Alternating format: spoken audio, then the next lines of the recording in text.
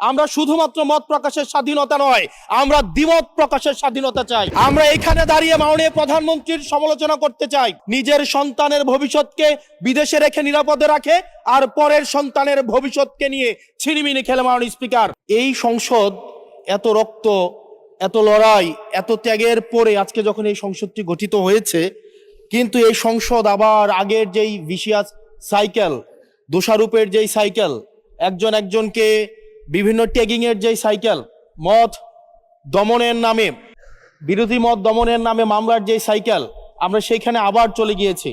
ক্যাম্পাসগুলো আবার আনরেস্টের দিকে যাচ্ছে, অস্থিতিশীল পরিবেশ সৃষ্টি হচ্ছে, বিরোধী দল মত দমনের জন্য মামলা করা হচ্ছে, প্রতিমন্ত্রীকে ফেসবুকে লেখার কারণে বাসা থেকে তুলে নিয়ে আসা হচ্ছে, হুইপকে সমালোচনা করলে বাসা থেকে তুলে নিয়ে আসা হচ্ছে।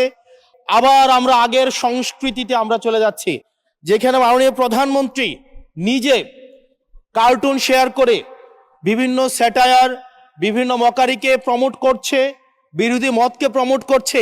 সেইখানে এই সংসদ গঠিত হওয়ার পর থেকে আজকে পর্যন্ত 9টা ঘটনা ঘটেছে, যেখানে মত প্রকাশের জন্য আজকে বাসা থেকে তুলে নিয়ে আসা হয়েছে। মাননীয় স্পিকার, মাননীয় স্পিকার, আমরা মত প্রকাশের স্বাধীনতা চাই। মত প্রকাশের স্বাধীনতা আগেও ছিল, মত প্রকাশের স্বাধীনতা আওয়ামী লীগের সময় ছিল, তবে সেটা সহমত প্রকাশের স্বাধীনতা। আমরা এই পার্লামেন্টের পরে আমরা শুধুমাত্র মত প্রকাশের স্বাধীনতা নয়, আমরা দ্বিমত প্রকাশের স্বাধীনতা চাই। আমরা এখানে দাঁড়িয়ে মাননীয় প্রধানমন্ত্রীর সমালোচনা করতে চাই। আমরা নির্ভয়ে ফেসবুকে আমরা ব্যাকস্পেস ব্যবহার করতে চাই না।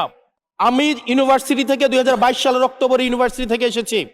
আমাদের সময় গ্যাস্ট্রম গণরুমের কালচার ছিল। আমাদের সময় একটা শিক্ষার্থী অনেক স্বপ্ন নিয়ে বিশ্ববিদ্যালয়গুলোতে যেত। আমরা সেখানে দেখেছি ক্ষমতাসীন দল কিভাবে বিশ্ববিদ্যালয়ের শিক্ষার্থীদের তাদেরকে পুঁজি করে তাদের ক্ষমতা কাঠামোকে দীর্ঘমেয়াদী করার জন্য সেখানে বাধ্যতামূলক সেখানে রাজনীতি করাতো।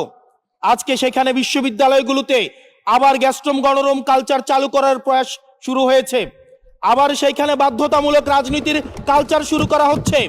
আমরা দেখেছি ক্ষমতাসীন যারা রয়েছে তারা তাদের সন্তানদেরকে বিদেশে রেখে নিরাপদ ভবিষ্যৎ নিশ্চিত করে, আর মধ্যবিত্ত সন্তানরা যাদের বাবা মায়েরা কলকারখানায় কাজ করে, যাদের বাবারা রেমিটেন্স যোদ্ধা, যাদের বাবারা কষ্ট করে তাদের সন্তানদেরকে বিশ্ববিদ্যালয়ে পাঠায়, তাদের সন্তানদেরকে ক্ষমতালোভী রাজনীতিবিদরা তাদের সন্তানদেরকে ব্যবহার করে তাদের ক্যারিয়ারে ঝুঁকিতে ফেলে তাদের গদি বা পাটাতন শক্ত করার জন্য নিজের সন্তানের ভবিষ্যৎকে বিদেশে রেখে নিরাপদে রাখে, আর পরের সন্তানের ভবিষ্যৎকে নিয়ে ছিনিমিনি খেলে। মাননীয় স্পিকার, আমরা এই সংস্কৃতির পরিবর্তন চাই। আমরা চাই বিশ্ববিদ্যালয়গুলো শুধুমাত্র নেতা তৈরির হাতিয়ার হবে না। এই বিশ্ববিদ্যালয়গুলো গবেষণা, বিশ্ববিদ্যালয়গুলো পাঠ চর্চা, বিশ্ববিদ্যালয়গুলো সেখানে এক ধরনের মনস্তাত্ত্বিক সমৃদ্ধি, এবং সেখানে হচ্ছে আমরা যেখানে গবেষণা হবে সেখানে আমরা বিশ্ববিদ্যালয়গুলো থেকে বুদ্ধিজীবী গবেষক আমরা হচ্ছে বাংলাদেশকে এবং জাতিকে উপহার দিতে পারবো। কিন্তু অত্যন্ত দুঃখজনক বিষয়, আজকে বিশ্ববিদ্যালয়গুলো শুধুমাত্র নেতা উৎপাদন করার এক ধরনের ভিশিয়াস সার্কেলে পরিণত হয়েছে। মাননীয় স্পিকার,